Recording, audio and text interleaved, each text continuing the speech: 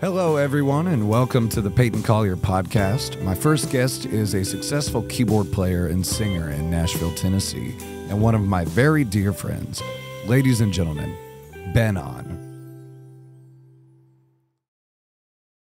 Here we are. Hey. On the first episode of the Payton Collier Podcast. That's right, and we're taking our time. We are taking our time today. Folks, that intro song that you just heard, this music right here, and I can turn it off like that. Nice. That is a song by today's artist, Benan. Hey. Yep. That is my the latest. It's the very end of the clip. Yeah, good. Yeah. Right there. And I heard that. I was listening to some of your music, and I thought, what would be a good intro sequence? Yeah, that is a good one, yeah. For Benan. That's funny because, before when we sat down, I asked if you had any intro music, as in like... Yeah, I wanted to surprise you. You don't seem that surprised. Maybe it's because this already happened once. We already got 10 minutes into recording the first episode of my new podcast. The title sucks that I have to say my own name. I'm just going to start saying my podcast if I'm referring to it. So sure, I'm not like, today on the Payton Collier Podcast, Benan. I like referring to myself in the Payton third Collier's person. house, yeah. Yeah. Here in this bedroom that I've crafted into a studio. Yeah, it looks great, man. Congrats. Thank you, brother. Thank you so much. And thanks for being here. Happy to be here. Thank you. Honored. I'm excited to talk to you. Yeah. And luckily, we didn't get too deep in the weeds. That would have been cheers. We got some Wild Turkey 101 bourbon here.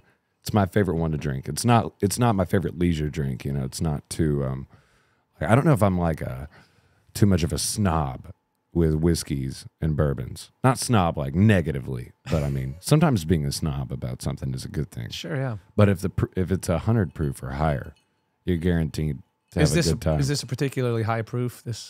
Yeah, so it's 101 proof. Okay, yeah. Wild Turkey 101. Yeah. Now you know what's going on. Now I know. With the 101. I thought it was just like a reference to the Dalmatians or something. But, yeah, dude, God bless those spotted dogs.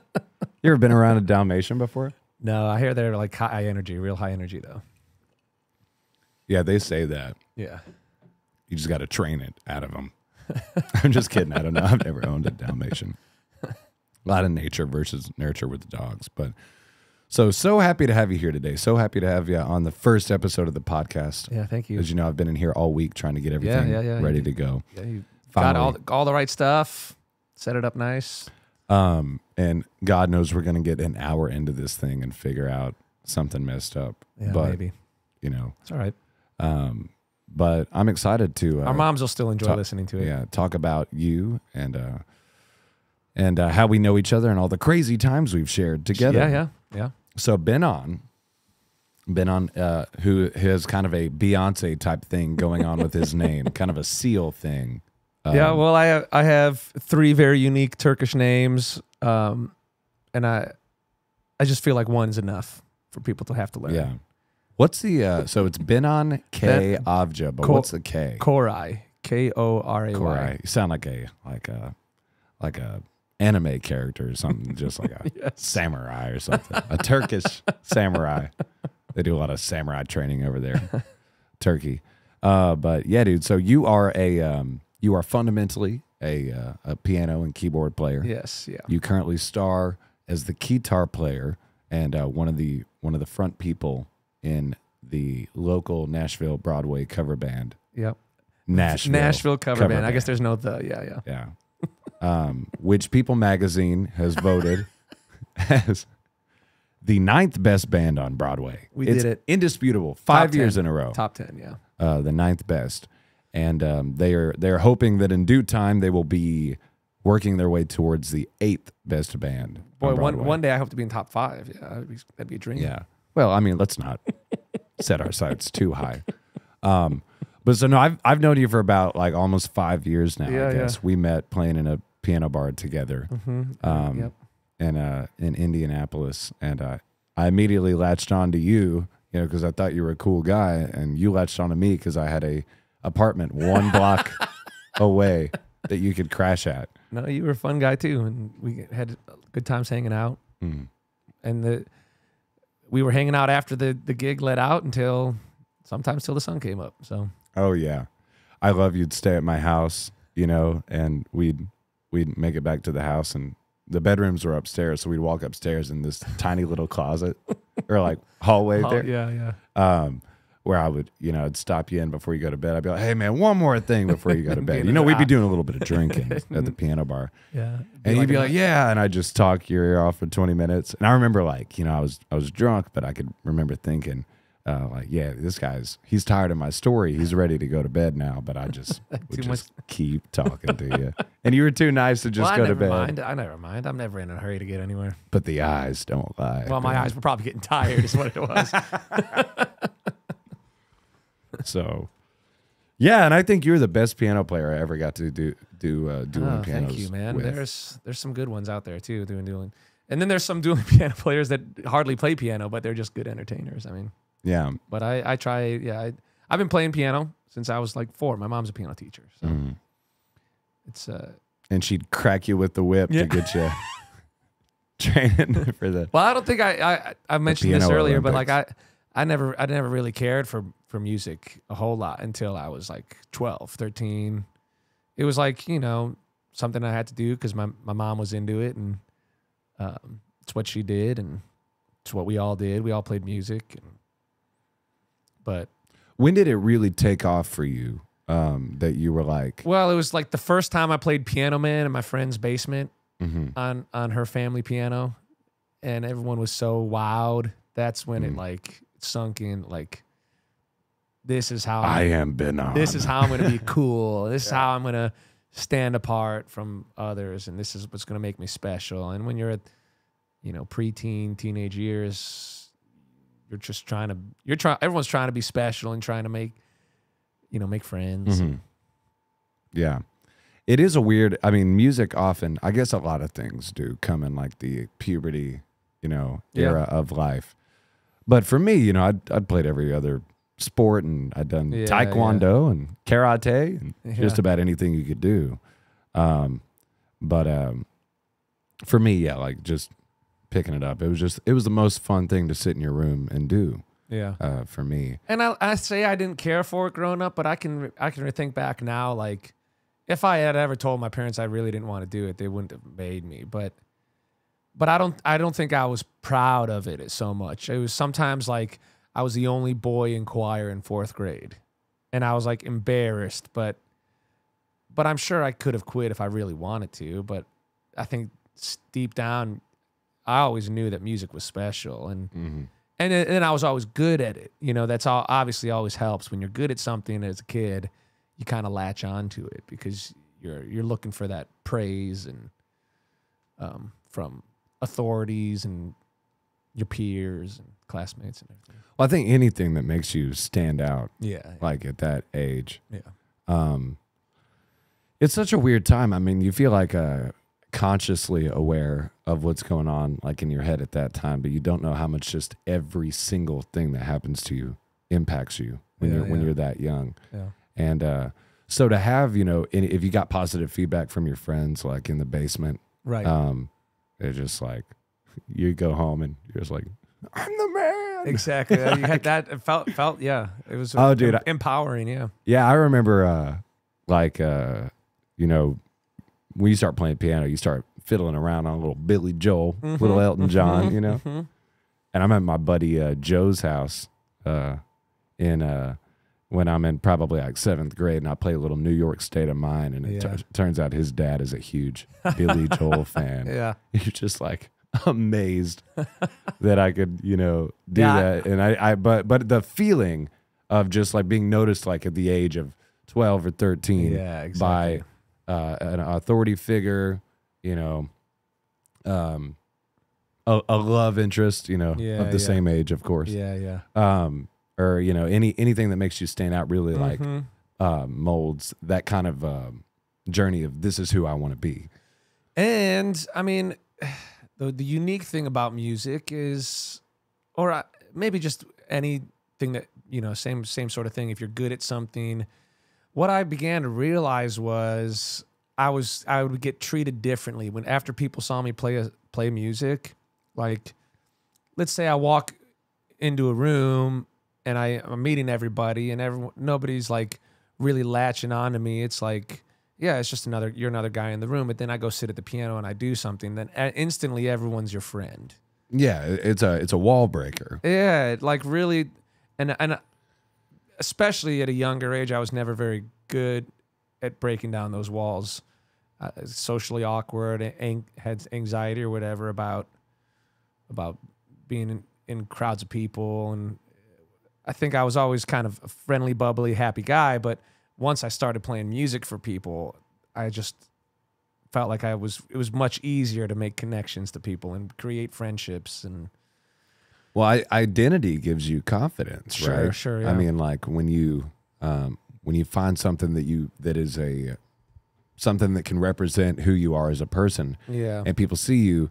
I think that's kind of like the click thing in like high school is like the goth table or like the theater table or the football table or whatever, like association, identity, confidence, and then you start growing that hair long and carrying a little keyboard around in your. I didn't grow my hair out until or a beard until I came to Nashville. Oh, really? Before that, short hair, clean cut. Polos. So before that, here's where we're at. Your mom got you on the piano lessons. Yeah. By the time you're hitting your teen years, you're getting really interested in it. Yeah. And then, and I was always in band, choir, doing the musicals and stuff like that, and it seemed a natural place for me to go was to become a teacher, because I was always doing like section leader in band or choir. I'd run a little mini rehearsal with my other trombone players or the other baritones or whatever, and it was. And I was always trying to find like leadership roles in other ways. So just being a teacher seemed like a natural path for me. So I ended up going to University of Illinois for music ed. What did you play in band? I started on cornet, the trumpet. Ah, yes, the cornet. And then I got switched in junior high to a baritone, and then ultimately the trombone. Damn, and I still have a trombone. Yeah. I never knew you were a tromboning man. Yeah, trombonist. Yeah, a trombonist. I was in band in high school. I did not make it to the high school band. Like I did all 3 years. Why do I feel like you played saxophone? No, dude. I'm not nearly cool enough to play the saxophone. Dude, second guess. Come on, what did I do? Trumpet. Think way lazier. Drums? Yeah, percussion, bro. Yeah. My brother. Not that percussionists are lazy. No, my brother was the drummer of the family. He was a percussionist. Yeah. Yeah, I think they. I did the band auditions or whatever. When you're like, for us, it was when you were in 6th grade. Like bring the kids and see like who's got rhythm and who's like who's really willing to submit so that they'll play the oboe. Like. But yeah, I was just like definitely, pumping notes out on a trumpet or something. And yeah, I got the sticks in my hands and I didn't have any rhythm whatsoever, dude. None whatsoever. And, but I was just like, whacking shit is a lot more fun than, puffing your lungs out into shit. So yeah, ended up in the percussion. And then I was just kind of a degenerate in the percussion area, I guess, because just like keeping things tuned and whatnot. But good times at the band. I feel like a lot of drummers get mischievous back there behind the band. Yeah, so I kind of was stuttering a little bit because I just like didn't want to bring it up. But we'd be like doing things like making out in the drums closet, like stumbling in late, like knocking cymbals over. Yeah. I mean, it's just all too cliche. So were you a band geek? Yeah, I mean, I was in band all through high school. What makes somebody a band geek? I guess if it's like becomes your identity, like we talked about, like. Oh yeah, this is what born to do band. What you attach yourself to, and I had a lot of I played soccer. A lot of times I would do year-round soccer where I'd be doing indoor in the winter and summer league, and a lot of soccer. So I had that, and so, like in junior high school, all my soccer buddies were also in choir with me. But then they kind of pulled out of music, but I stuck with it. And so I had groups of, and then I was doing the musical every year, and I tried doing one straight play. I didn't really care for it as much as doing the musical. I just really loved singing. And now I've grown to love dancing. I dance a lot on stage now, but I was never much of a dancer. My dancing now is just kind of just goofy. I want to see you do like a really like flamboyant dance, like fully choreographed, like an actual New York Broadway style. Yeah, that would be funny. It's like hands flapping and stuff. I would do it. I did. I had. You go all out. Yeah, I did junior high school show choir, and just this last Tuesday we had a bunch of dance teachers in the club at the stage downtown, and immediately this whole group of ladies walks in, and they all start like simultaneously dancing, like just swaying back and forth. They're all perfectly in sync. It's like 20 or more. And I'm like, what is going on? They're literally, they can't help but like all be in sync because they're all dance teachers. And we didn't know that until later on in the show. And one of them had ended up. Oh, so they were cutting a rug. They were dancing. They were dancing. They were down on it. It was a very fun Tuesday night because we had such a fun group of people there. But apparently one of them had taught Billie Eilish when she was a little girl. And I was joking with her a lot, and I'd be like, "Could you tell that I was in junior high show choir?" And she was like, "Oh, it showed. Yeah, you got some moves." Yeah, dude, Billie Eilish. That's a talented individual. Oh, for sure. I really love. Do you know her James Bond song that they won the Oscar for? Mm-hmm.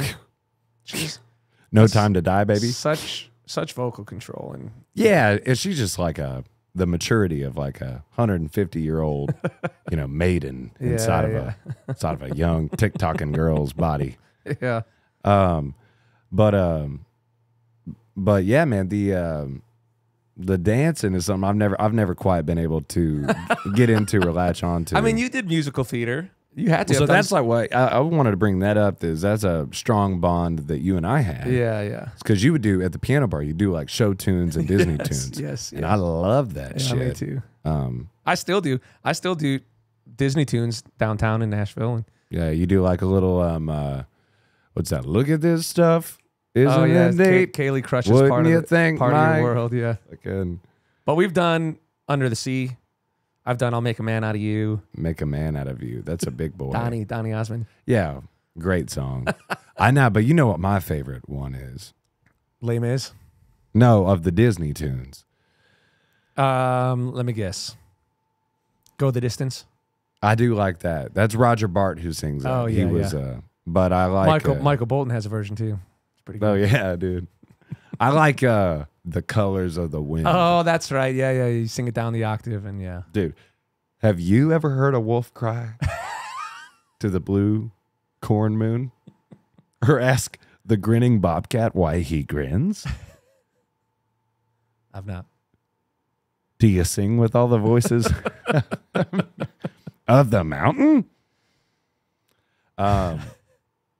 Yeah, dude. But I asked, have you danced, right? You had to have danced having done musicals. It was the hardest thing ever.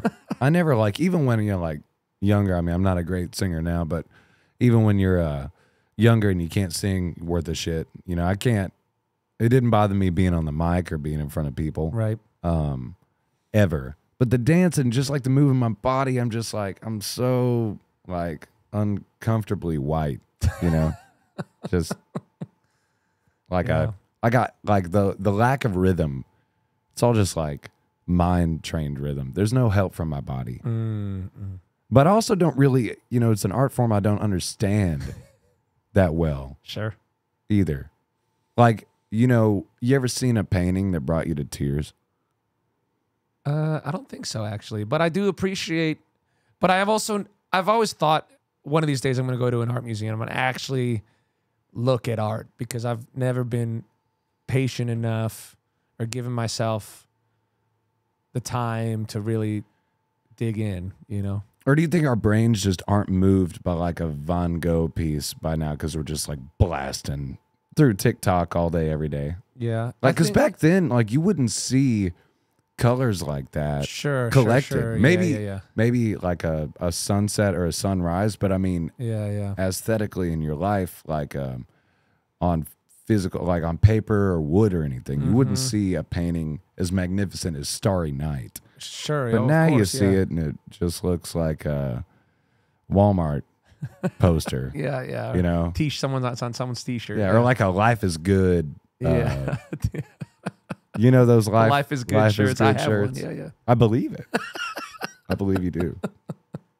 I don't know where it is. Did we talk about my nickname? Probably outgrew it. For you? No, we haven't. No. Oh, okay. Well, so you got to know this. All right, Ben, how do you spell your name? Benan, Benan.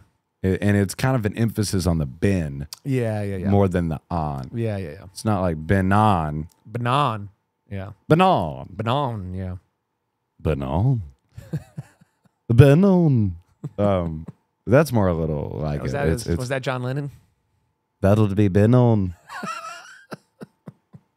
So Benan. That's I don't even know. I guess I don't remember if this was before the era, but I did tell you that about my stage name when I first came to town, Ben Cole. Yeah, Ben Cole. Yeah. Tell me about. So where'd you get the Cole?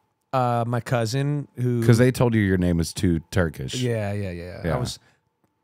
I was told even like before I came to Nashville, I was working at Howl at the Moon doing pianos for a little bit, and like one of the music directors was like, "You really need a stage name, man." He was pretty adamant about it, and I've had many people tell me over the years, like, you know, you Ben on Avja or Ben Avja, or you know, you need to just give them something simple to latch onto, you know.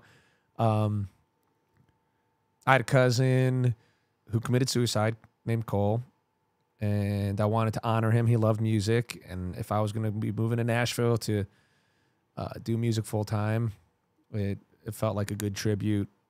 But I kept my middle initials K, Benan Koray Avja, and I kept the K. I called my cousin and aunt and asked how they felt about me using, you know, Cole's name, and they thought it was a nice tribute as well. So it really was a meaningful stage name, but it still was like, as I was working on original music and putting out some of my stuff, it still didn't feel like me. It felt like I was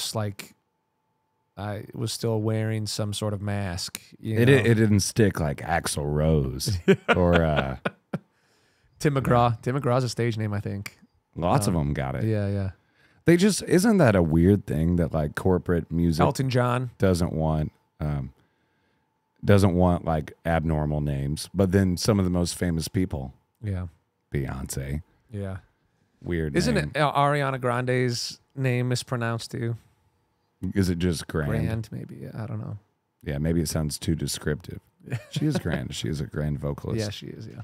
Do you think it's selfish in nature to pursue an unorthodox career path like music? Well, I used to, I think. It kind of has that stigma, though, right? It does. Like you should go to school, be a doctor. Yeah. Nobody ever gave me grief about, like I said, no, I don't think anyone's ever given me a hard time about the decisions I've made in my life, but I gave myself some anxiety. I've given myself a lot of anxiety over the years about, and even going into COVID. Like COVID, you know, we were non-essential and we were sent home, and it really, I took a big blow, you know, I don't know, spiritually, my identity took a big blow, because it was like, okay, yeah, maybe being a musician is not important as far as like society is concerned. And do I have purpose in it? You know, am I just being a goofball and playing around? And I want to get to the COVID thing, because that's a big, not actually talk about that, but the effect that had on the career of a musician. Obviously, we both have very similar careers in our pursuits. So going back to, I want, you know, people to know that in the pursuit of being a career musician, there are many different avenues that you can take if you are invested in it and disciplined. I think it's associated, the stigma of being a musician, as not being one that can provide for your family or have a healthy lifestyle. Right. You were the exact opposite. You were the embodiment of like, you know, this shit can work if you're disciplined about it, like you would be a real job. Yeah. And it seems like musicians have the stereotype of being super lazy, but if you work hard, you don't have to be a superstar to make a good living in music. And so you, out the gate in college, or so growing up in the suburbs of Chicago. Yeah. And I kind of had started performing a little bit in high school in cover bands, like a battle of the bands or something. I would play a song or two, but like I didn't take performing really seriously until college. I was performing in college bars while learning to become a music teacher. And then I got a job as a music teacher. I was a high school choir director, but I was still performing on the weekends. I couldn't escape. So did you get that to perform? Did you get that base just off of your skill set? Because you didn't have a music degree, did you? What's that? I mean, I did. I got a music degree, but yeah, I honestly was a bad music student because I would show up to my voice lessons and I had lost my voice the night before screaming in a bar till. So nothing's changed. But I had very patient teachers, and I still got the grades I needed, and then I got a good job teaching high school choir, but I still was performing all the time. There was piano bars in the Chicago suburbs, and so why did you decide to leave the field of music and academia?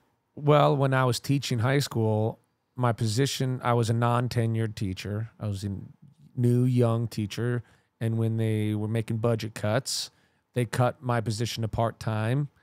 And they were, they told me that they would figure out how to get me to full-time again. They would fill my schedule with study halls or whatever I needed to do to stay employed. But I took that as like a push, the push that I needed to leave academia and go try performing full-time. And that's when I applied to Howl at the Moon Dueling Pianos. Got the job. And that was in Indy, right? Well, they hired me in Chicago. They trained me in Chicago, and then they sent me to Indy because they needed players there. So that was the first time I had moved out on my own, moved to Indianapolis, got an apartment. While I was performing, the same school district that I taught at asked me to come back for a maternity leave for a different choir director. So I ended up performing for a year at Howl at the Moon, and then I ended up back in the same school district. The teacher that I was filling in for didn't come back, so the maternity leave turned into a full-time position. I did that I finished out that school year. I did a second school year. So I did 2 school years, Howl at the Moon for a year, 2 more years as a high school teacher, but then I'd already done Howl at the Moon full-time, and I realized I could make a good living playing music. And the unique thing about dueling piano clubs is like they offer like health benefits and some of them, yeah. Not it's a. I'm sure there are other like jobs as a musician that are, but it's a rare one. There are clubs that really take care of, but it is a grind, like you and I have talked about dueling pianos, and it's a. For me, I've always enjoyed playing with bands more. There's something more fulfilling musically to have a great guitar player playing with you, a great drummer, a great bass player, and just creating beautiful music. Dueling pianos is much more leaning towards entertainment than it is. Like the music is an avenue for entertaining, and there are some outstanding musicians that are dueling piano players, but there's just something I feel more fulfilled playing in a band. So that's when I decided that I was going to either move to Nashville, LA, or New York, a big music hub. I had a cousin here. He's still here. What's up, cuz? Jordan. Better be listening. And I better be listening. Crashed on his couch to come check out Nashville. Sounds familiar. We'll get to that. We will get to that. And I just fell in love with the city so instantly. This was, 2013 I came to visit, and I moved in 2014. So one thing that I love about you is like a lot of people that play cover music for the majority of their living, which you and I do both right now. Yep. Is a lot of people have such a bad attitude about it and feel like they're supposed to be big time. But then there's some people that realize what they're doing, that they're playing in a bar, and they have a great attitude, and they realize like the people coming in really think highly of what they're about to see, especially in a place like Nashville. For sure. And so I've always admired the fact that you, regardless of how many people are in there, you are always full of life and energy, and you're always at least appear to be happy to be doing what you're doing. I really do love playing music, and I mean there are days where I don't feel like going to the club. You know, I like, oh, I got to go to work. But then the second I get on stage, the second someone smiles back at me, or, you know, like I can see joy in someone's face from the stage, I instantly, the switch flips and I'm having fun, and I am making sure I'm having fun with people in the room, and I really love what I do. And I think it's always been that way. I think I've always loved performing. It's just, I feel comfortable up there. I love, you remember a few weeks, or I guess it was a couple months ago now at this point, you know, you do this thing where like you're playing guitar on stage. So you like put it in front of you. Yeah. Like the illusion. In my crotch. Yeah. That you're like humping it. And you like pointed at the crowd, yeah. Dudes and chicks alike, and everything in between. You just like get a load of some Benan. Yeah. Which did we get to Benan on this one? I think we still haven't talked about Benan. We got to pause. We got a little confused because if you made it this far or you're listening, we did 10 minutes in, and we were having a great conversation. We covered a lot of ground, I feel like, in 10 minutes. Yeah. We did. And so it's difficult to know, but then the recording unit quit working, and now it looks like everything's still good to go right now. So we're 35 minutes in now. All right, good. 3 hours to go. Gonna know everything you think and believe. But no, so a couple months ago, you were doing that crotch guitar thing. Yeah.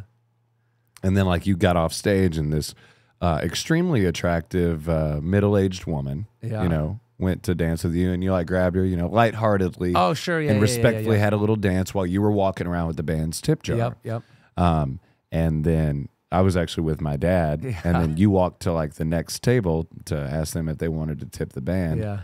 And the guy that was with this woman slapped her drink out of her hand and like dragged her and ripped her out of the bar. Not actually dragged her on the ground, but ripped her out of the bar.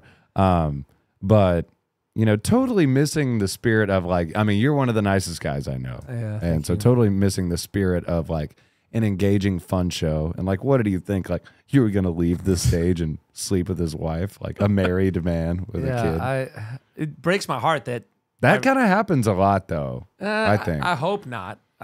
Maybe not that severe. Not that severe. Because he broke yeah. like glass, I think. Jeez. Yeah. I never want my fun spirit to ruin someone's night. Yeah, my goal is to lift people up and help them have fun. With the power of that guitar, it's your responsibility to not be thrusting dudes' wives. I always think that like people got to know I'm just goofing. 95% of people know that like it's a show, yeah. and they're like, anyone that is in even a remotely healthy relationship is not going to think like, yeah, this guy and his damn guitar stealing my wife. So anyway, so back on the name. The name is Benan. Right. Yeah. And I call you Benan. Benan. That's right. But I didn't get this myself. But your name is spelled Benan. Yep. I think we've tried to say this a few times, but here we are finally telling the story. And so if you read it in, you know, like a regular English American phrase, you know, dialect, it reads as Benan or Benan. Benan, yeah. Yeah. That's what I get most of the. And so you made a shirt that was a promotion of an original music album that you made in 2017. Yeah. Right? Maybe even been a little earlier. No Gavel, No Sword. Yeah, I don't is remember the name of the album. Yeah. It's your only fully produced recorded album that's on Spotify and iTunes and everything. And so I was wearing one of your shirts that has your name on the back. And my buddies from Arkansas were in town, in Indianapolis, where I lived at the time. Yep. And you were there playing music that weekend, and you met us at the bowling alley. And as I was walking, my buddy behind me kept saying, Benan, my buddy Lance. And I was like, Lance, why do you keep saying Benan? He's like, well, it's on the back of your shirt. And then ever since then, I've been calling you Benan. Yeah, there's some people. And your wife's name is Kelly. Yep. And so if you're a fan of Nickelodeon or Good Burger, I like to call Ben and his wife Benan and Kel. I love that. Welcome to Good Burger, home of the Good Burger. Can I take your order? Oh, yeah. So what do you think of the Wild Turkey 101? It's great, especially when with the ice melted. It's cutting it down, you know. It's good. It's sweet. Don't let it cut down too much. I know. I've been taking my time on my drink. But yeah, your wife's not a fan of the Benan nickname. But I just think it's got a ring to it. I like it. Benan. Yeah. You can kind of say it with an accent. Like Benan, I feel like even if you say it with a British or, Latin accent of I think people kind. with southern accents have a hard time with Benan. I have a hard time with it. Yeah. Benan. Yeah. Am I? Benan. Yeah, that's good. Yeah. Yeah. Okay, so I want to do something. So you've released some original music, and early in our friendship, when we had met playing at the piano bar in Indianapolis together, you gave me a free CD, a shirt, and some stickers. Yeah. One of which I still have on a guitar case. Nice. Benan. So this is a clip from your song "Afloat." Oh yeah. Which I always loved because I tell you I'd love when you'd hit this high note. So I'm gonna play some "Afloat." Nice, yeah. And I gotta tell you about that high note. I may have already told you this. Yeah. You're just like, someone else sang it. Someone else came in and did it for me. She's still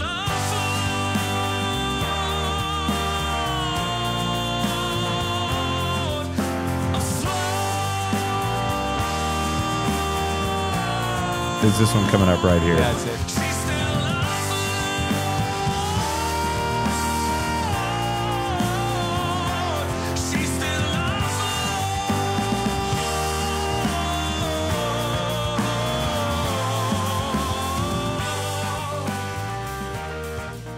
Freaking "Afloat." Yeah, man.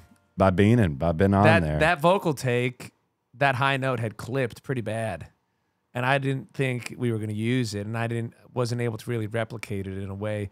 Like I had other takes that I was like, oh, that's the one, dude. But the guy that mixed my vocals down, like figured out how to make it sound good, and I was so surprised the first time I listened through. I was surprised by that note because I didn't think it made it in the record. It just sounds so angry. Well, part of it's because it's like.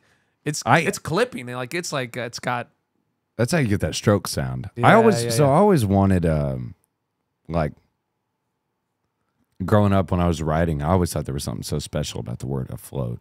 Yeah, And I think anybody that's ever recorded original music, like if you've taken the time to write the songs, contact a studio about recording, hire the session musicians, or put a band together. Yeah. Like it is a multi-year. Oftentimes investment to write songs, go to the studio, get it to sound right, finally produce it and make a video. So props to anybody doing that. Yeah, thanks. Yeah, I got to get back to it. I'm feeling. I got to get back to it. Yeah, I've been too busy making a fucking podcast. But no, I'm excited to be here. So my journey. So with you, we've been good buds through the piano bar and at Brick House in Indianapolis. You used to crash on my couch, and then one day in January of this year, I'd been in Indy. I moved from Arkansas. I'd been there for about 4.5 years, and I was like, I'm really looking to take the next step in pursuing country music and playing music. What do you think if I come to Nashville? And you said you were kind enough to say, I think you'll do great down here. Yeah, so come down here. Stay, and I was like, can I stay on your couch? You said, let me ask the wife first. Well, your spare bedroom. Yeah. And then your wife said, you're good to go. So I like literally packed my bags almost overnight. Yeah. And I'm like, hey, I'll be there in like 2 days. and you have done great down here. Yeah. I love being here. I have no doubt in my mind about being here whatsoever. It's just the constant battle of,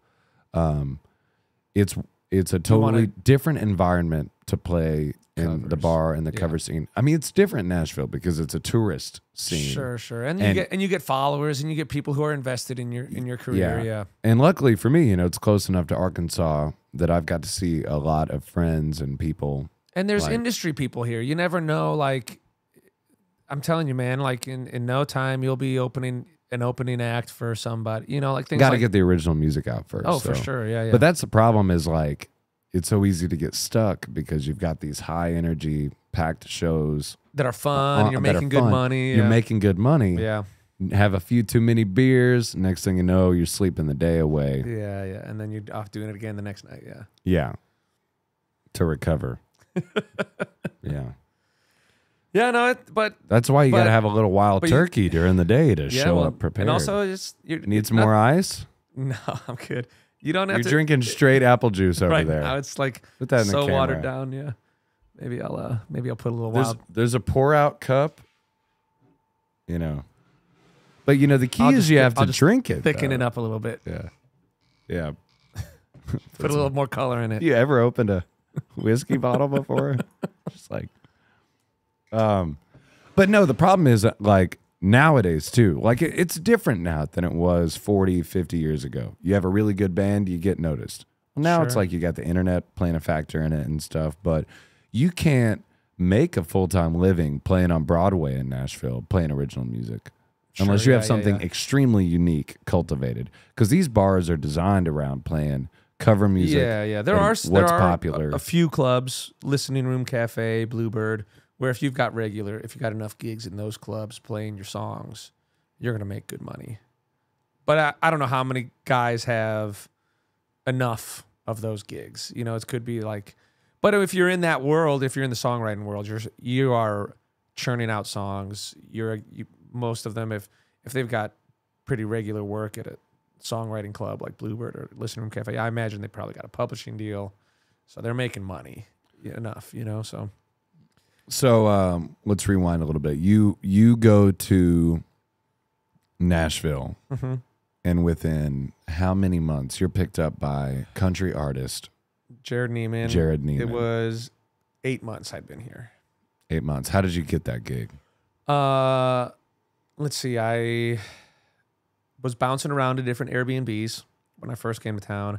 I met a friend who helped me get a job as a tour guide at a mansion, Barbara Mandrell's former home, the Fontanelle. I wish you were one of those like bus drivers. It's just like I did have to drive the bus sometimes. Oh, you did? And you'd be like, if you look to your right, exactly, you'll be able to see Johnny Cash's old the helipad that Barbara's husband would fly in and out on. Like, but yeah, the tour guide thing was fun, and I would sing on the tours. There was a piano that I would play in the house. There was a fellow piano player, singer, songwriter, Kyle Stallings, who very briefly was a tour guide at Fontanelle. He got the job. I think he didn't really care for it, maybe, but he wasn't there long, I don't think. But either way, he was playing with Kelly Pickler in her band as the keys player, and he got a call asking if he was interested in the Jared Neiman gig. He said no, but I just met this guy. He's new to town, great keys player. You should give him a shot. So I get a call to audition, thanks to Kyle's recommendation. And I go to one of those rehearsal spaces. I forget which one, Diamond Studios or something. The band's all set up. There's, 4 of us keys players in the hallway, one at a time, go in, play through the songs that they sent us. That's like a Broadway like theater audition. Yeah, it was. And like I met everybody, got along with everyone just fine, and ultimately got offered the gig. I think it was like I was probationary at first, played a few gigs. Probationary in the music scene. That means if you mess up, you're gone. It's not like I was off, like, they had to make sure that I was going to play the show well enough, and that I was going to the most important not do thing, all the cocaine. Yeah, well, most importantly, you have to be able to hang with them, because you spend like such a small fraction of the time on the road actually playing music. Most of the time you're hanging out on the bus together and sitting in the green room. You're how old when you get the Jared Neiman keyboard gig? 27. And you did that for 3 years or so, right? Yeah, 2.5 or something, yeah. And you got to play the Grand Ole Opry. Grand Ole Opry, a handful. How many times for the Opry? I think it was 5 times we played the Opry. 5 times. I mean, that's really something, even as a just a musician and not the artist. I mean, to have set foot on the Grand Ole Opry stage 5 times. I remember the first time I was there. Luckily, Lee Bryce's keys player was like, "Oh, this is your first time. Has anyone shown you around or like told you how to like get the piano dialed into your monitor?" I was like, "No," but thank goodness he had, because when we walked out on stage, he walked out with me. We sat at that grand piano, and they didn't have any of it in my monitor. You were playing a real piano? Yeah. Beautiful. I want to say Baldwin. It's like a 9-foot grand piano, and there's a little knob underneath the key bed where you turn the volume up into your wedge so you can hear yourself playing, because it's closed. I think it's like mic'd and blanketed off, and there's like another keyboard on top of it. So like I could probably, if Reggie hadn't shown me how to turn that volume knob up, I probably wouldn't have heard what I was playing like at all. But luckily he walked me out, showed me where the knob is. God bless you, Reggie. Yeah. Who's this? Reggie, he plays with, I think he still plays with Lee Bryce. Ah, yes. There's a rumor going round. And it was magical, man. Like, there's just such a good energy in that room, because everybody knows that's his iconic stage. Right. So, well, you didn't grow up listening to country music or knowing too much about the history or the lore of country music. So I wonder if you knew the gravity of it when you were doing it. If you're like, oh, this is the Grand Ole Opry, it's a pretty big deal. Like this is cool. I think I had to be told how much of a big deal it was. But being just like some old white man, just like, listen, boy, this is an honor you're getting to be a part of. Don't take it lightly. But there really is a vibe, and like, you're in there, and you could just feel everybody's buzzing, because they had 6 beers before the show. Everyone's just excited to be there, and there's like the backstage has all this like memorabilia, and you just get a sense that it's an important, impactful place. Yeah, it's a big deal. Well, it's crazy, Oh yeah, it was great. If you are listening and you don't know, what is now the Ryman Auditorium, I guess has always been the Ryman Auditorium, but that was the first home of the Grand Ole Opry. Yeah, and then when Broadway got a little too kickin', they moved it to the Opry House. Yeah, the Opry House. Where is that, in East Nashville? Technically, I guess on the other side of the river, though. Opryland. It's there's Opry, it's kind of small. Little city out there. There's the Gaylord Opry Hotel, which is an enormous hotel with all these gorgeous Vegas style lobbies. There's a river going through you can get on a boat, and trees and inside. It's like these huge grand atriums or whatever they're called. And yeah, what do you think really made you fall in love with Nashville? Was it just the spirit of music that circulates through the city, or just talking to some of the musicians? I think one of the beautiful things about Nashville, and I think some people find this to be annoying maybe, is that everyone's kind of a hired gun. Everyone's got, their own irons in the fire, but it's like, it's not competitive. Like being in a band in Chicago before moving to Nashville, it was like I was in an indie rock band, and we didn't really support too many other indie rock bands. You didn't really feel like you were getting a whole lot of support from the music community.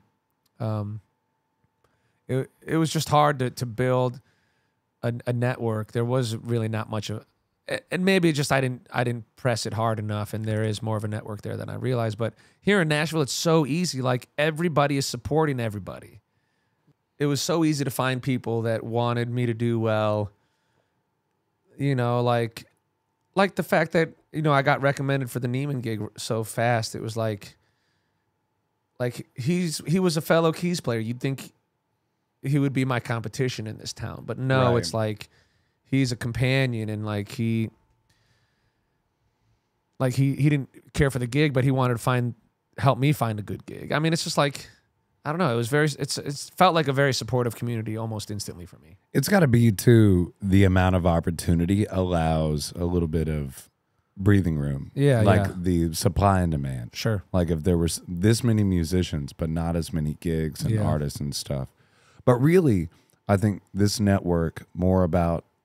I mean, obviously, your ability to play and sing is important, Right.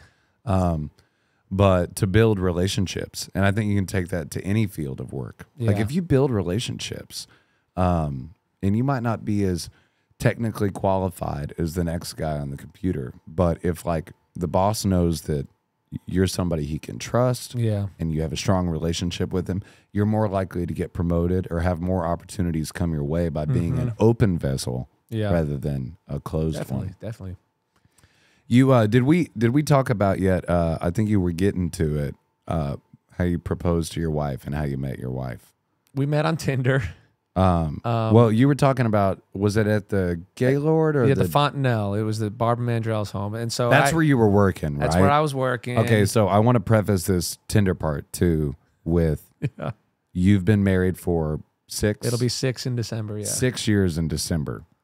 You have a beautiful 2-year-old son, and who I'm an honorary uncle That's for. right. That's right.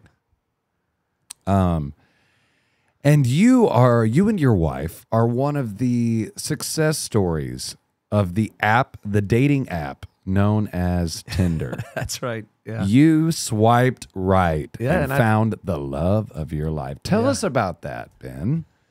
Well, is Kelly's a special gal, and I think we just clicked so quick. We knew instantly. No, dial it back even further. You're looking at the profile and you go, no, look at that. There you go. I'd like to see what that's about. And so you swipe. What is this? Like I say 24 hours of messaging, or I don't think we messaged that long. I think it was, I opened with Go Pack Go because she had a Packer hat on one of her photos, and I'm a Packer fan, with family in Wisconsin and all. And she liked that. She's like, but I thought you were from the Chicagoland area. She said, no, I'm still not a Bears fan. I'm a Packer fan. Sorry, all my friends back home. They already know that though. I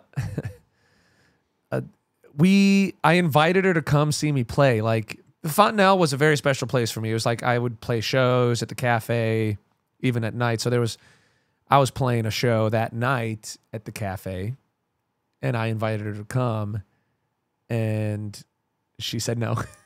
She said, God bless her. She's like, you can meet me afterwards.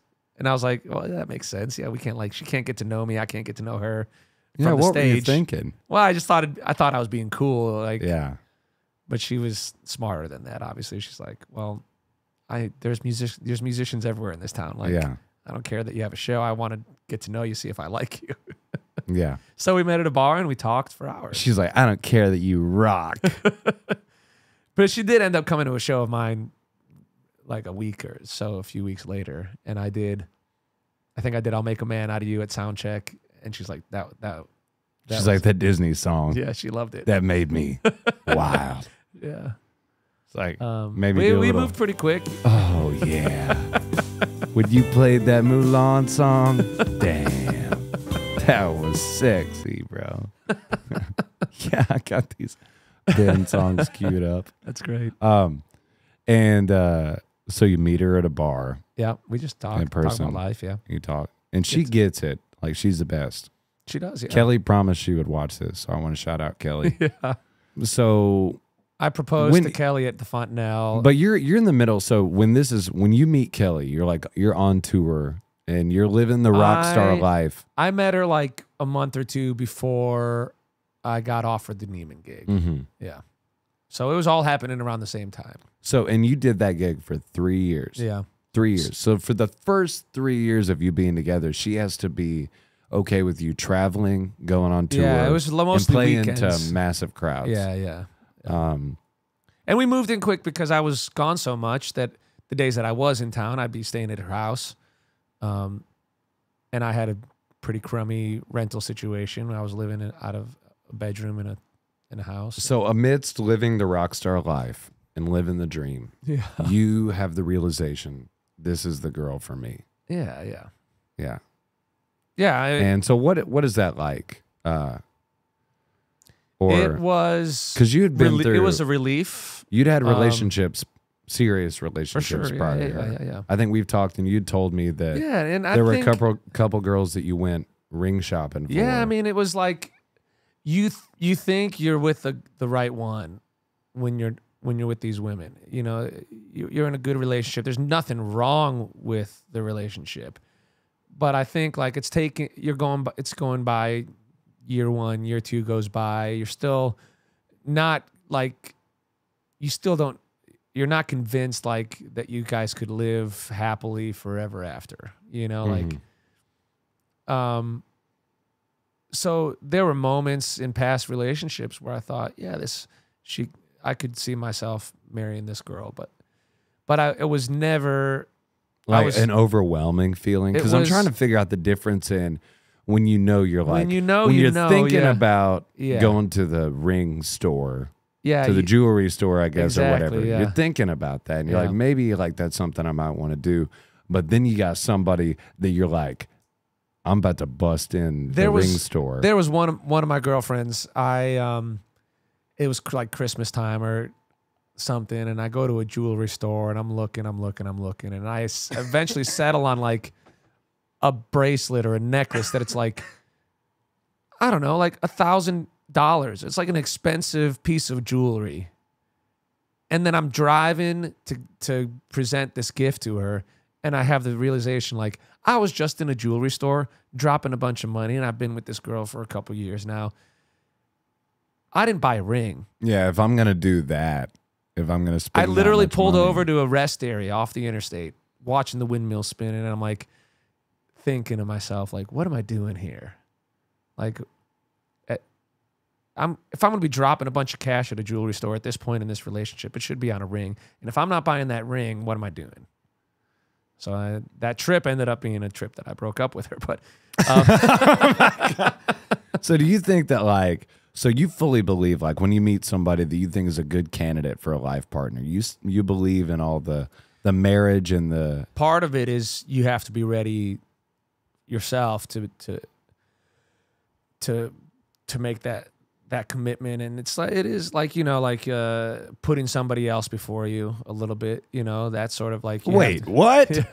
No. I mean, it takes a certain level of maturity to be really ready for marriage, but then obviously it is meeting the right person, and when you meet someone's special that you know. When you know. I mean, and things moved relatively quick for Kelly and I, because we both were pretty into it. You know, we both knew early on that we found someone special. Yeah, well, she ain't your average lady neither. She knows how to do shit and stuff. Exactly, yeah. Bro, I was like, one day I woke up at your house, and I like walked out in the living room, and then I see out the window like Kelly's carrying the dumpster in. Yeah. And I was just like, damn, bro. Trash bin. I was like, she's getting after it. Yeah, you have low expectations, I guess. Maybe. I don't know. Maybe it's not. I'm not saying women can't carry in trash bins. I'm just saying I haven't seen a lot of it. I'm sure there's plenty of broads and dames and gals out there that bring in the trash bin, but yeah. But she's tough, funny that too. you were so impressed by it. Yeah. I was, though, dude. She's great. Love you, Kelly. Thanks for letting me stay at your house. Thanks for granting Ben the approval while I stayed at your house to get things get situated here, rolling in Nashville. So you, as a more I'd say you're a glass half full guy. Definitely, yeah. Like, you're a positivity guy, and you've been kind of a mediator in some social situations for me. Yeah, a reasonable guy, and I think that everybody who I've never heard anyone speak ill of you, even people that I have a bad relationship with or would speak ill of me. I'd be like, hey, I know you hate me, but what do you think of Benan? What do you think of Benan? I'm sure there are people out there that dislike me, though. But I think you just have a profound love for people and what you do, and you learn along the way. You know, you've been a teacher and played in cover bands and stuff and written your own original music. You've been on the road. Yeah. And you've kind of learned how to wrap that up into an energy that, like, that balance we were talking about earlier on the spindle of appreciating life, For sure. Finding fulfillment in what you do. Knowing, I think you kind of have a touch of knowing that, you know, life ain't all that serious. Right. Like, even though you're not what I would consider to be a debaucherous man. Right. You know, right. like calling me at 5 a.m. like, let's go to the strip club. Got a bunch of ones. Wife's asleep. I know guys like that. It's not Ben. Yeah. Ben's a good guy who is committed to his family and his music. But Yeah, thank you. But all of this to tie into the fact that you are raising a young boy yes. in 2022 that is 2 years old and is amidst this world that is arguably more unpredictable than it's been in either of our lifetimes so far. Do you have any anxiety about raising a child in the modern world?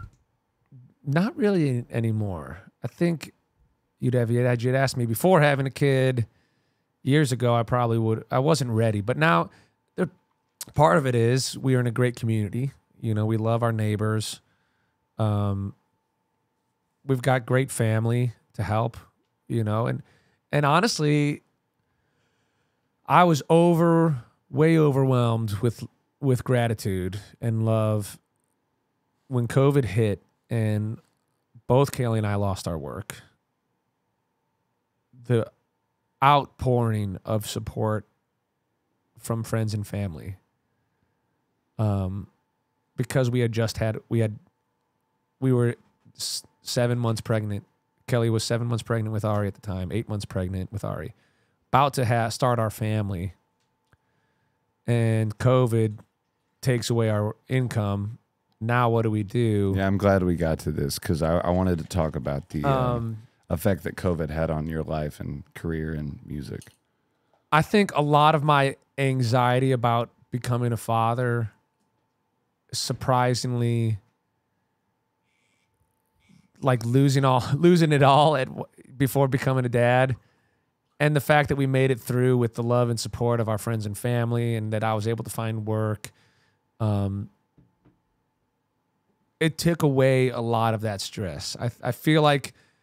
I feel comfortable that my son is always going to be loved and taken care of because I have so many people that love and take care of me. You know, like, and COVID made you really helped me realize it. I mean, I think I would have known, I would have guessed, but now there's not a shred of doubt in my mind that I have people who care about me and that would take care of me and my family when I need, and not everybody has that. No, I know. Yeah. I mean, and I think you and I have talked about being dealt a good deck of cards. Yes, yeah. This happens though, and you decide that you're like, maybe music is not going to be the answer to provide for this family. So you have an earth-shattering life decision change. I felt, you know, the rug had been ripped out from underneath me, and it's because you were making great money, playing full time at Kid Rock's downtown. Kid Rock's big ass rock and roll honky tonk steakhouse bar. Yeah, life was good. We had it figured out. We were on Easy Street. We were saving, building this nest egg for starting a family. You know, luckily we had that nest egg to help us get through COVID as well. But it's like when I would always say, like, you know, when the rug gets ripped out from underneath you, do you really want to go stand on that rug again? Like that's not stable ground. That's not someplace I want to build a family on. You don't want to build a nice house on quicksand. Exactly. Yeah. When you don't know if it's gonna get ripped out from underneath you again, you know. So I went and did construction and didn't really play much music for a year. Was that the first time you were making income not playing music since? No, when I left the Jared Neiman gig, that's when I first got into some construction work, but that's when I also was going up to play Brick House. Yeah, because I would always wonder why you lived in Nashville, but you traveled. But the pay was good. The pay was good, and I only really wanted to play music 1 or 2 weekends a month. So do you feel like you were dabbling your feet in the realm of like a normal life? Yeah, like at that point, and you wanted to see how that made you feel, because you have, you know, a stark dedication to being a live performer and making income with that now. Of course. Yeah, so this happens. You're doing construction work. COVID happens. You've got a 6-month pregnant wife, and you've got some shit to think about. Kelly and I both managed to stay afloat. Like, she would do night security at the hotel that she was no longer a manager, but she found ways, and I was doing live streams. You know, I set up a live streaming studio at the Fontanelle where I used to work, and actually all the Tootsie's bands that wanted to would come in and do live streams in our studio, and I would help run their live stream. Became like an engineer for months. So we still had money coming in for a little while, but it didn't seem sustainable. It didn't seem, who knows? I was like, who knows how long this is going to be going on, where, you know, and is really music a healthy way to make money when you're trying to start a family? So you decide amidst doing this construction and this COVID stuff that y'all are going to do a little change. And we're going to come back. Yeah, it was like, it's hard to build a community out during COVID in a new place when your family is so Phoenix, far. Arizona. Phoenix, Arizona, yeah. And you had that solid construction opportunity. Yeah. But we had that. Did you miss the stage, though? Did you miss of course, because so many people, like, they fall victim to being not as grateful. Yeah. For it. Like, I mean, dude, if you can make a full-time living playing music, even in today's world, to be able to grab a guitar and go make as good of a living as the next guy, even if you're not playing songs that you wrote. Right. If you're not in it for the glory, if you're in it for, like, it does bring people together. I mean, I know you have had moments in, you know, like cover band shows or bar shows, like people walk up to you, they have their real life stories, and they'll say something like, you know, my husband died of cancer last year. His favorite song was She Talks to Angels by the Black Crowes. And then you play it, and that moves that person. Well, you're not the Black Crowes. You didn't write that song. No. But you did provide a profound experience for somebody. Happens all the time. And that's what I mean, like the gears and the cogs in the functioning world. It's about navigating your life in a direction that you feel fulfilled with your family. You feel finding the balance, your passion, and having enough time to hang out with your wife and watch Netflix and, you know, like Stranger Things. Catch up on your Stranger Things, you know? Yep. But that's why, you know, on this podcast, I really want to have people that, like, just are working towards something that they're passionate about. Like, I don't think there's anything more interesting to me, even if I have a guy that's talking about beekeeping the whole time.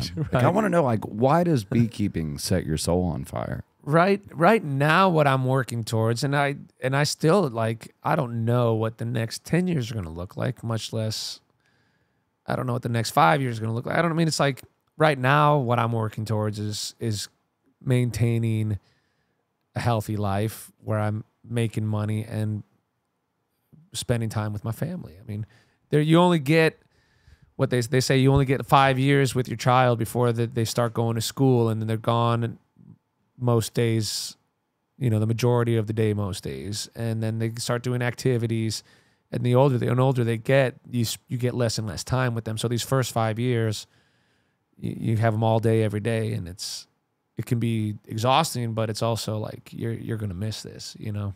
So I want, as Trace Adkins says. Exactly, yeah. You're gonna miss this.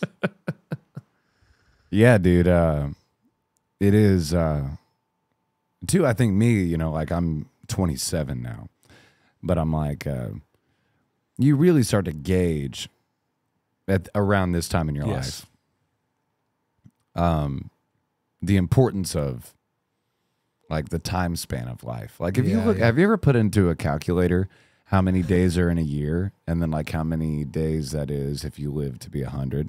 I don't think I have, no. Yeah, dude, you put that in, and then, you know, guess what? It's 36,500 days. Our perception of time and the time in our lives, it feels like a lifetime. It feels so long, but really time is a very identifiable mathematic unit. And things happen really fast, and you have to be on your toes and I had the realization 2 days ago in my car. I was like, wow, have Kelly and I really been married for almost 6 years now? Like, it seems like such a higher number, but also, I don't know. It's just like, it's hard to like wrap your head around time because it does move quick. Like Ari's growing like crazy every day. Yeah, and he was in the womb yesterday. When I look at photos of him from a year ago, he was like, he's changed so much in the last year. I don't know if you can ever, I'm just guessing this because I haven't been in your shoes, but if it's possible to appreciate the majesty and the magic of life to the extent that you can when you give birth to your own kid.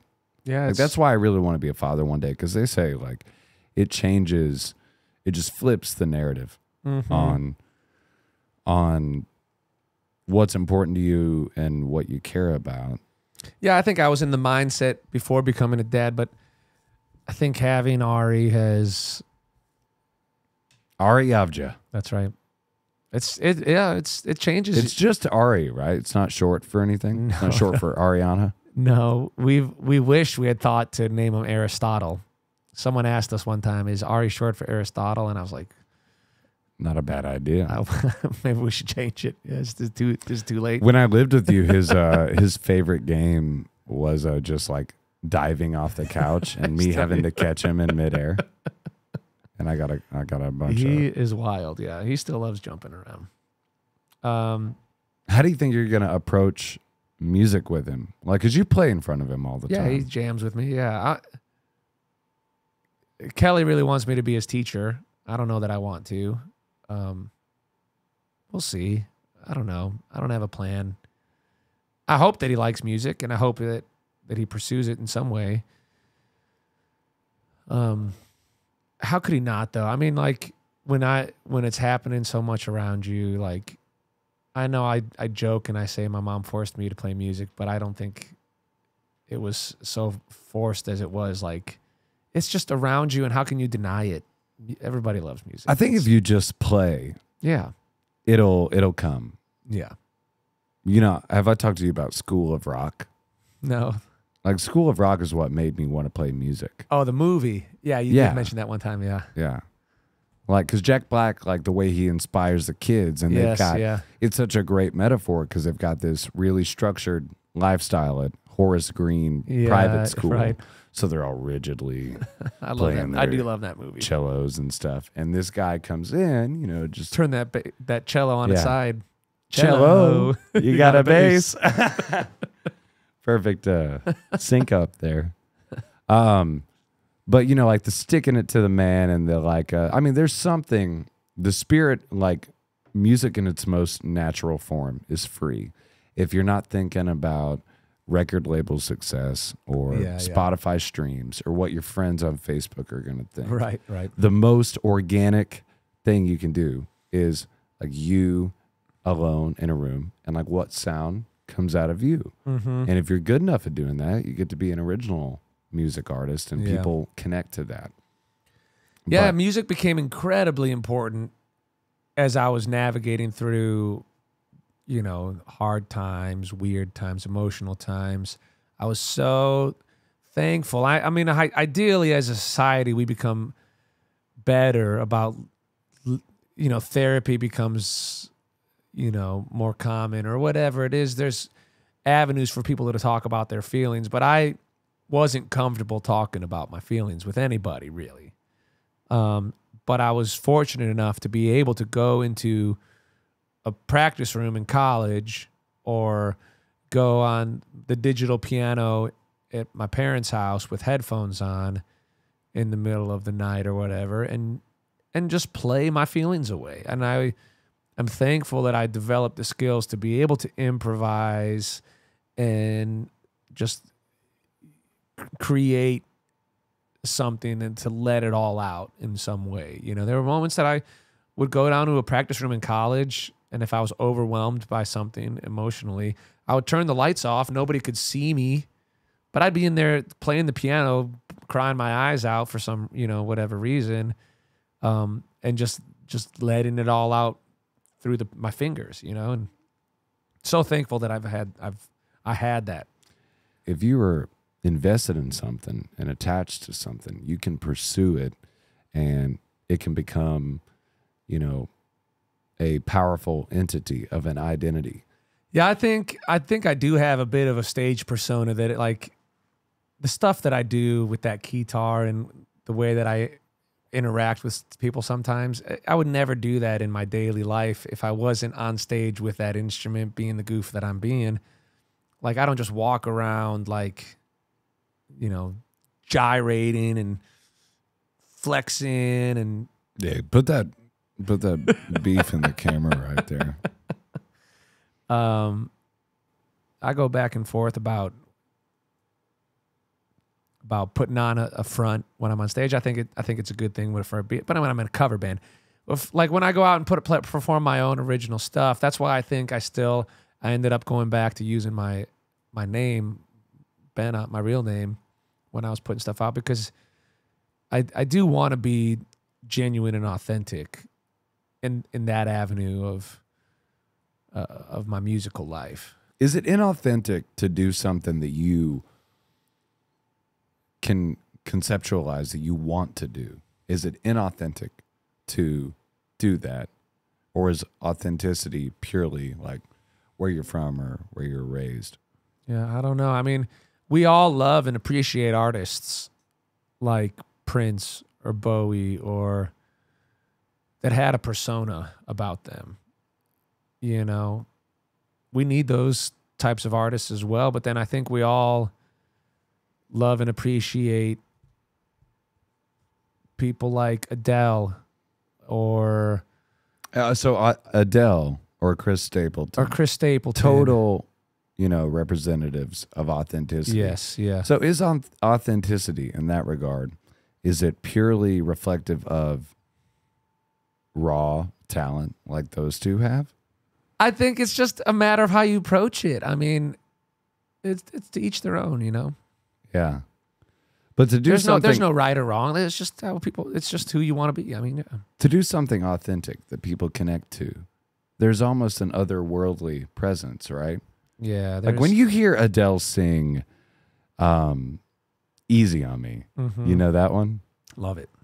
It's unbelievable. Yeah. And she talks about, she's like, when I'll start singing, something comes out of me. It's like, it's not really me doing it. Yeah. Yeah, it's like someone else. But yeah, so the relationship of art and, you know, being a person is weird.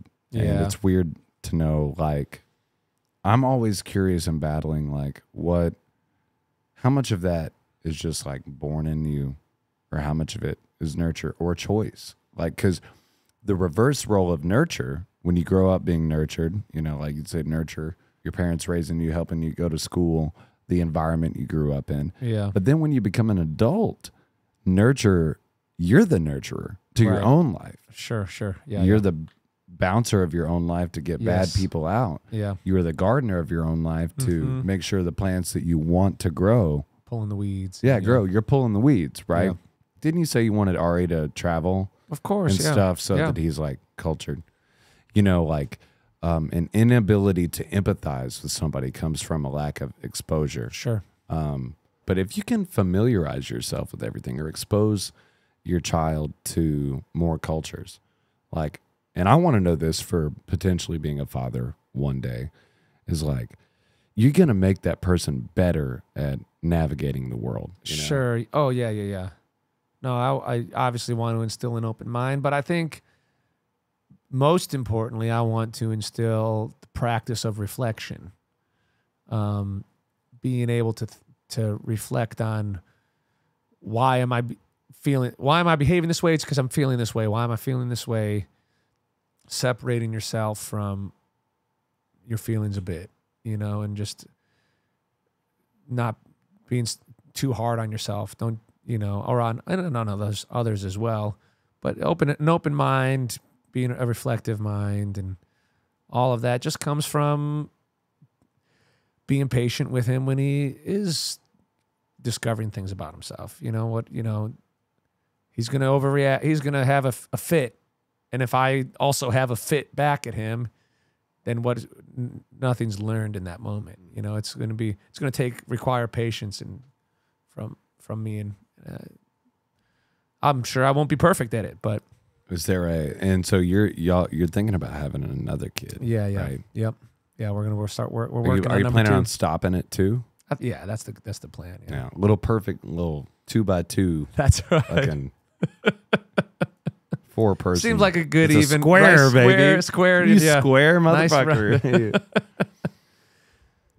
Yeah, I'm excited because I told you a few weeks ago. I was like, what's interesting is like I don't live by my siblings and stuff, so Yeah. I'm not seeing their kids grow up every day. But Right. You'll see Ari from I see Ari a lot. And we drove through Indy one time, and he was just sleeping in the car seat next to the table.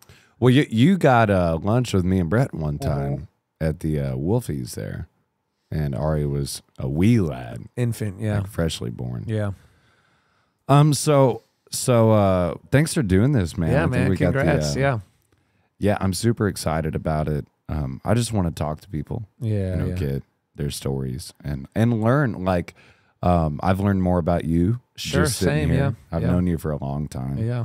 and I think something happens at about the hour mark of talking to somebody, Yeah. like whether it's recorded or not. Yeah. If you're like actually just listening to what somebody has to say and learning about them, you learn more about people. Like it makes you a smarter person. I listen to like the Moth Radio Hour, just listening to people tell their stories. And I love biographies and autobiographies, especially for the same reason. I mean, everyone's lived unique lives, and it's just interesting to think about the different paths that we all walk, all the different stories. They're all happening simultaneously. Yeah, doesn't it? Like, every person you see on the sidewalk, they call that Sonder. Okay. What does Sonder mean? Sonder is the realization that every person you pass by is experiencing a life I like equally as complex and unpredictable as your own. Yeah, I like that. Sonder. It's actually it might not be Noah's Webster's, but it's it might be a coined term, is what I'm saying. So I want to say this. You do one of the best Freddie Mercury impressions. Like when your band plays Queen, they'll do Bohemian Rhapsody. Yes, you get yes, $100 for it every time you do it. At least, yeah. And you've got a bid. You do the full, Deo.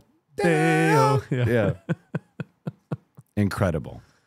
And you're so good at it. And the energy Thank you.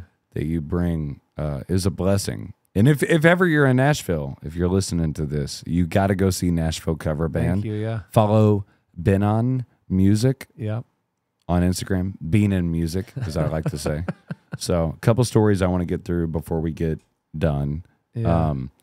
Is one time I asked you for my rock project, Dual Ranger. Oh, yeah. It isn't done. It'll have another album one day. Yeah. But it never played live shows. It was just kind of like me to get comfortable in the studio. We did one at Brick House. Yeah, we did. The first album release party was at Brick House Piano Bar in Indianapolis. So I have the genius idea to rally everybody up for a music video in the snow. And Indy gets a lot of snow. And I'm hoping to God that it will be snowy. So in November of 2019, I text you and say, hey, when can you come to Indianapolis in the winter? And you say that you can do this date in February. So I booked this date. It's warm all week in February in Indy. It's like 60, 50, 40 degrees in the middle of winter.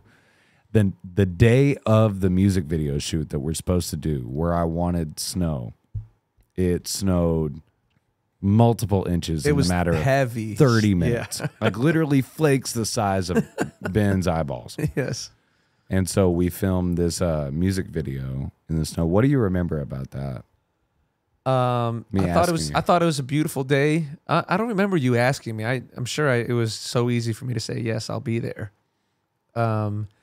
I remember we go to pick up an organ, and and you get it for free, I believe. No, so we go. We wanted a real organ, house organ, house organ in this show, in this music video, which is good because any keyboard would have been ruined in that snow. I mean, and you were the one that said, "Let's look on Craigslist." Okay, yeah. And so we get on Craigslist, and you find somebody that's giving away an organ for like 50 or $100. Yeah, yeah. And we get there. It's like this sweet old couple. Yeah. Like, we just don't have enough room in the house anymore. No, it doesn't get played. Yeah. It doesn't get played. What are y'all going to use it for? Yeah, yeah. And me, I'm like, well, we're making some original music, and we're going to use it in a music video. Yeah, yeah. You know, I'll send you a video. She was like, oh, my God, that's so beautiful. Y'all just take it for free. Y'all just take it for free. So we loaded up, Yep. you know, in your car, I think. In my because car. mine didn't fit it at the time. We head out to that property where we were filming. Yeah. Beautiful. They had a big fire. I do remember Jackson. Jackson's the drummer and the producer of the music. And he Jackson Ward, we love you. Shout out. fell ill like halfway through the day. So we get there. Part of me wonders if it was COVID though, because it was like right as COVID was breaking. No, he was saying that like the pineapples made him sick. Well, I think we were Or like we had like a fruit. we were burning diesel fuel like 5 feet away from us. So we're in the snow. So we're in like the freezing snow, and there's snow all over we have all the instruments outside before it snows. When it starts snowing, it snows inches in like 30 minutes. Yeah. And then we've got snow all over the instruments. Yep. And so I hit Ben up when I'd made this song, and I'd said, hey, I want you to throw down an organ solo on this song. I could. So I do also remember I couldn't replicate it. Like, yeah, you couldn't. Yeah, I had to show you the notes that you played. But let me play it real quick. So this is my song, Bullseye, and this is Ben playing the keyboard part on it.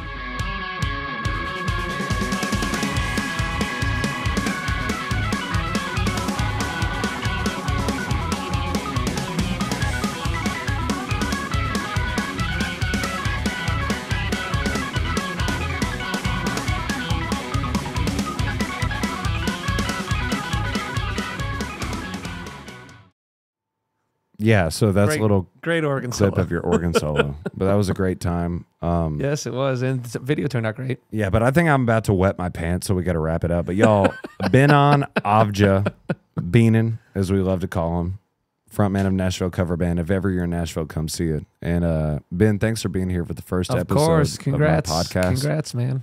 And it was a thrill to talk to you. I look forward to having you on again. This was fun. Yeah.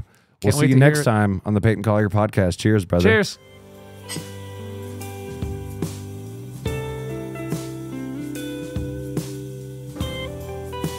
That's all she wrote, baby. God bless you, Ben. God bless you, Payton.